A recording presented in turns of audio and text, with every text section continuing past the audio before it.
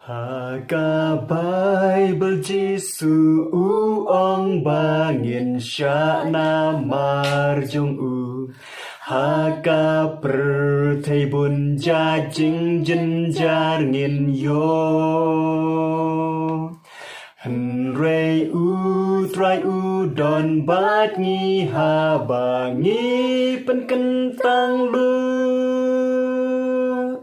Ngi tips kem kas ngi ka per nai tang sha din kil o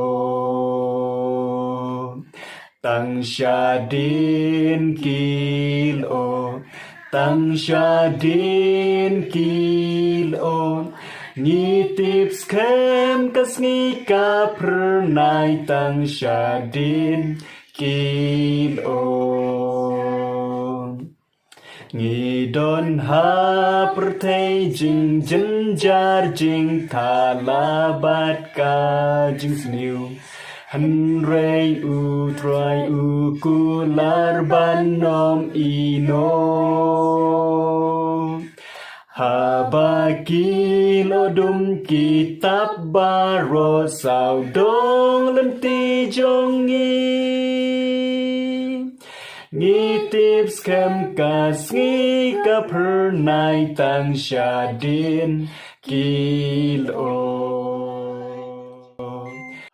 Bagi eryong ki kerhu ha ka duryau ka jing im Pi shem sao dong yak pi ki persya baro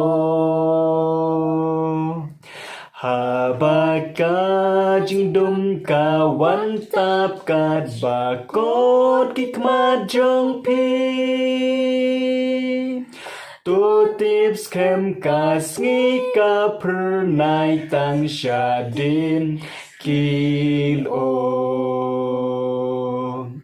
Tang sha din kil o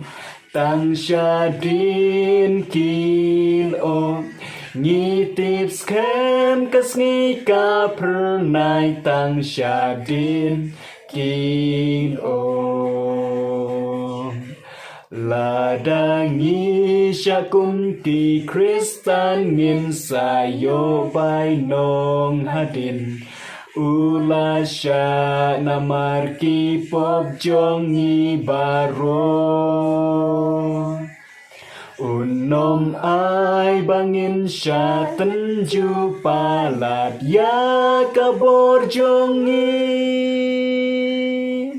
Ngi tips kem kas ngi ka per nai tang sha din kil o